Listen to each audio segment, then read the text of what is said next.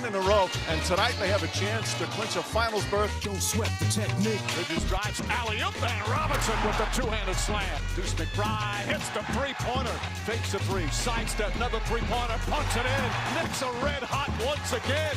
It's a 20-point lead. Cavs have let go here, like the hope is disappearing right now.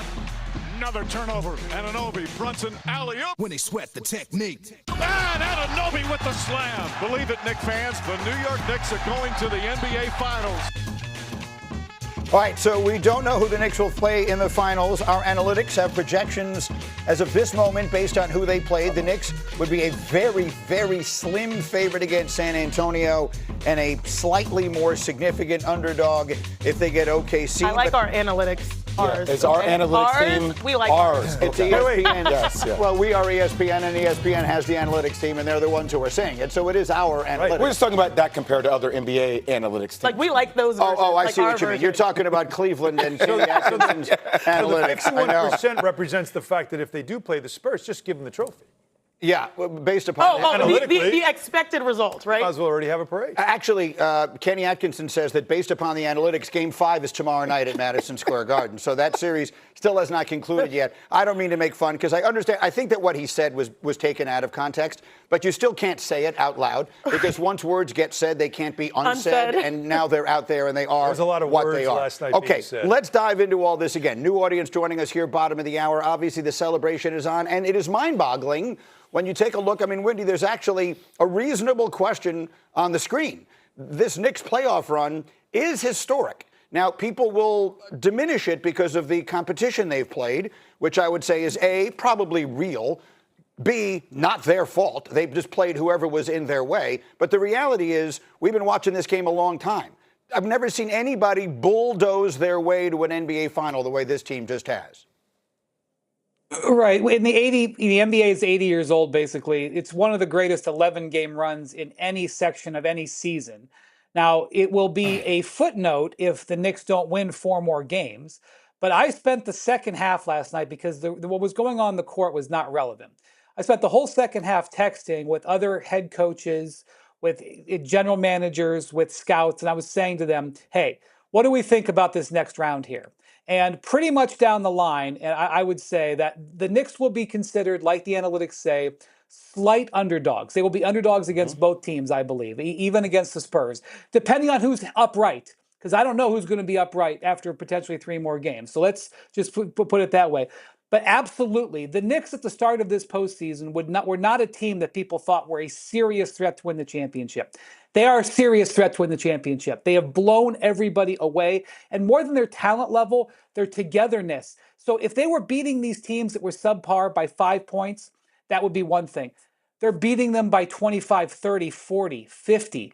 That is a domination. And when you dominate, you're a championship level team, and they are. 3 things I'm curious to get both your opinions on. Number 1, shout out to Jay Wright and the Villanova Wildcats for getting the job done. Championship culture travels from Villanova to the Knicks. Number 2, Worldwide West deserves a shout out for what he's done corralling this organization, bringing together. And number 3, are we going to do a halfway maybe applause for Jim Dolan for staying out of the way? It's just an interesting conversation to be had as we're approaching the NBA Finals. You're talking about 4 games away.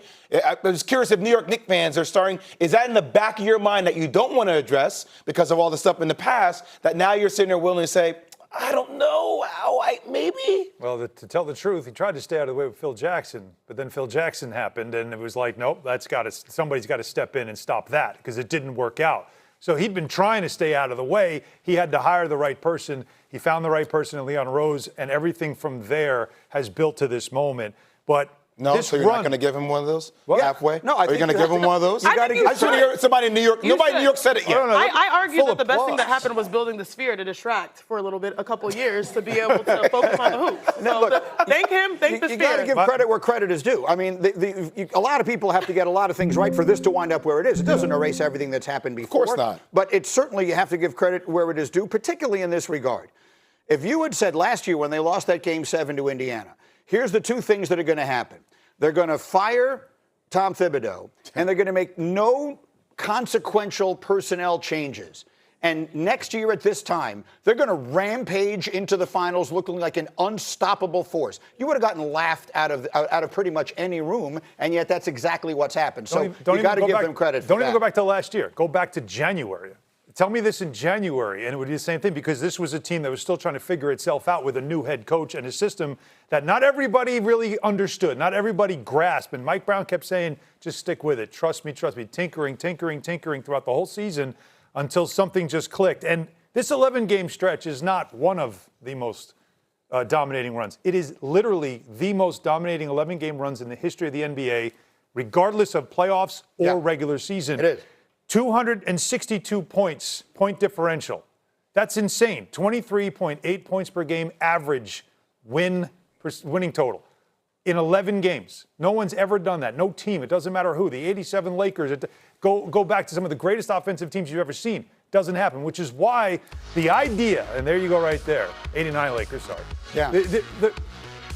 The point about it being, the easy road, the Knicks are making it look like an easy road. Yeah. You can, like Wendy said, you can beat teams by 5 or 6 and say, yeah, they had easy opponents. But when you're blowing them out, no one blows out teams like this in the playoffs. Close out games on the road. In the Jalen Brunson era, they have 8 opportunities to close out a series on the road. They've won 6 of them now. Yeah. And they've won them this year by 50, by 30, and by 37 points. But you're getting large and loud results from small tweaks, which is why you have to truly applaud the small decisions that have gone a long way. Some of them being, I think the poster child for this is Karl Anthony Towns. Everyone has talked about him being a 3 and drive guy, meaning I'm going to knock down my 3. If you take that away, I'm going to drive and dunk it. Instead, in the middle of the playoffs, they have had a revitalization, a renaissance with his skill set. Through the passing, he's averaging a highest assist, I think 6 assists in the postseason, being a facilitator, something that people thought was not possible at this time and at this level. A small tweak that went a very long way. And I'm not gonna lie, this is a city of Broadway. He likes the theatrics with it. A little bit. He's like, I can pass now. I got triple doubles. Let me palm this ball. Let me throw it like this. Let me show you what I got. But it's not just him. I remember, was it in March or was it in April, where Mikal Bridges had a 7-game streak where he didn't score. He probably had 0 points. It was in April. It was in April. He didn't score. Now he's knocking down the requisite open shots. OG Anunoby has been the best player on the floor for certain games when they try to take away Jalen Brunson. Landry Shamet is shooting great from 3. He missed 1 3. 1 3.